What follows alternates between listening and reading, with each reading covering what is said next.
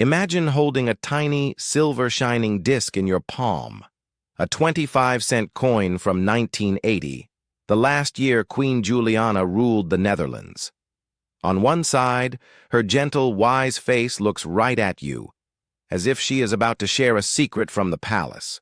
On the other, a proud royal crown sits above the words 25 cents, and the year split like bookends, 19 and 80. This small kwartje, Dutch for quarter, is not just money. It is a bridge between the Netherlands' proud monarchy, a queen loved by millions, and the end of an era. Its story is full of war, peace, art, and the everyday life of Dutch people. Welcome to Vault of Old Coins. Here, we bring you the oldest, the rarest, and the most mysterious coins from around the world. Do you want to know which coin is worth millions? Which coin is hiding one of history's biggest secrets? And which coin looks ordinary today, but could make you rich tomorrow? So hit the like button, subscribe to the channel, and let's open the Vault of Old Coins. The story begins with Queen Juliana herself. Born on 30 April 1909 as Juliana Louise, Emma Marie Wilhelmina, she was the only child of Queen Wilhelmina. From a young age, Juliana was different from other royals, humble, warm, and deeply caring. She studied at Leiden University, earning a degree in law and history. In 1937, she married Prince Bernhard of Lippe-Biesterfeld, and together they had 4 daughters, Beatrix, Irene, Margriet, and Christina. But life was not easy. World War II changed everything. When Nazi Germany invaded the Netherlands in 1940, the royal family escaped to England and then Canada. Juliana lived in Ottawa, where she worked for the Red Cross and supported Dutch exiles. Her third daughter, Princess Margrethe, was born there, the only royal child ever born on Canadian soil during wartime. Juliana even helped raise money for war efforts. When the Netherlands was liberated in 1945, the family returned home as heroes. The Dutch people called her Moeder Juliana, Mother Juliana, because she felt like one of them, riding a bicycle, shopping in markets, and talking to ordinary citizens without guards.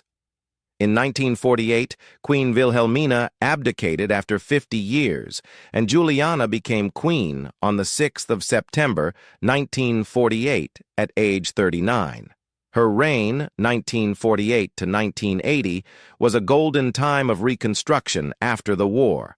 The Netherlands rebuilt cities, joined NATO and the European Union's early forms, and became wealthy. Juliana was known for her simple lifestyle and strong support for social causes, women's rights, environment, and helping poor countries. She opened the palace gates for citizens and even allowed her children to attend public schools. But by 1980, at age 71, she decided it was time to pass the crown to her daughter Beatrix. On her birthday, 30 April 1980, she abdicated in a beautiful ceremony. That same year, the last coins with her portrait were minted, including our 1980 25-cent piece. It became a symbol of the peaceful, loving transition that Dutch people still remember fondly. Now let's look at the front side, obverse of the coin. It shows Queen Juliana's head facing right, with short wavy hair, a kind smile, and wearing no crown, just like the down-to-earth queen she was. Around her are the words Juliana Koningin der Nederlanden, which means Juliana Queen of the Netherlands. This portrait was not drawn in 1980. It was created in 1950 by a brilliant Dutch artist named Ludwig Oswald Venckebach, 1895 to 1962. He was a famous sculptor, painter, and medal maker from Heerlen. Venckebach learned art from his uncle, a painter, and became known for his classical, realistic style. In 1950, the Royal Dutch Mint asked him to design new coins for the new queen. His portrait of Juliana captured her warmth perfectly, not stiff like old kings, but human and approachable.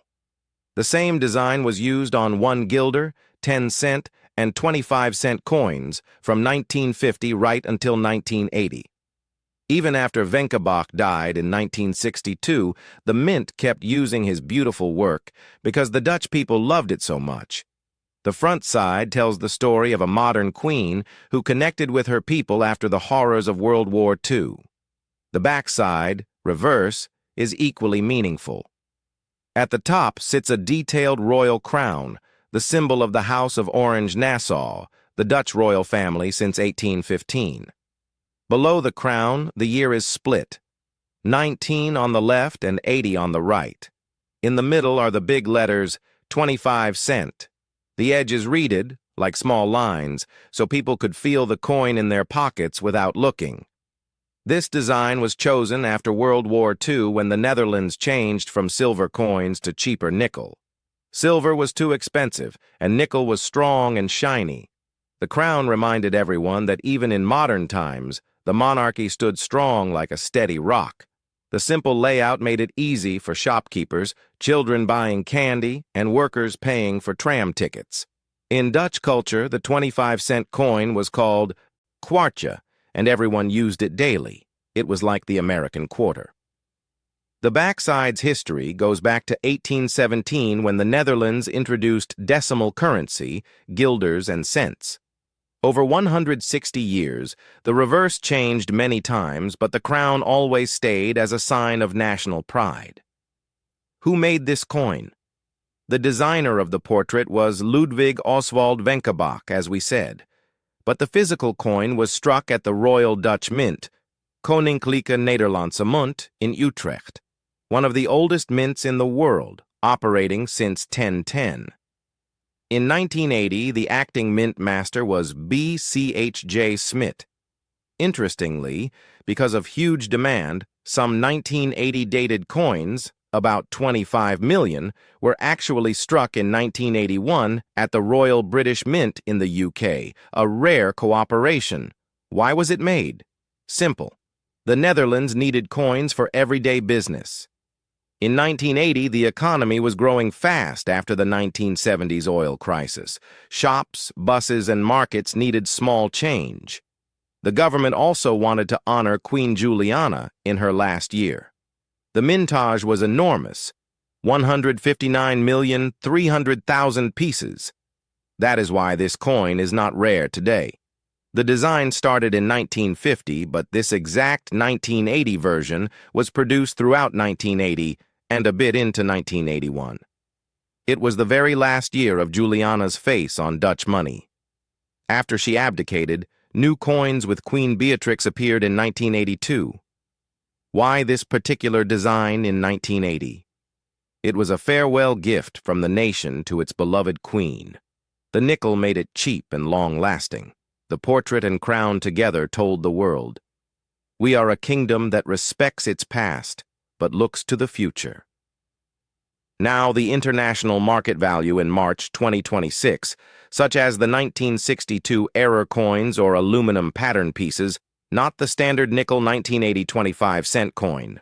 Circulated, worn from pockets, $20 to $50 uncirculated, BU/MS, $50 to $200 proof from sets, $5,000 to $500,000 highest recent eBay sales, hover around $2 to $3 million for nice examples. Numismatics.com lists average user values at $2 to $3 million depending on grade. NGC and PCGS price guides show similar low figures. Its true wealth is sentimental. Many Dutch expats in Canada, Australia, or Europe keep one as a memento of Juliana's warmth. In collections, it's grouped with other Juliana coins, 1950 to 1980 series, for affordable royal history. The coin's story ties into bigger themes. Juliana survived Nazi occupation, helped rebuild Europe, supported decolonization, Indonesia independence 1949, and promoted peace. She even flew her own plane. When she died in 2004, tributes poured in worldwide. This 1980 kwartje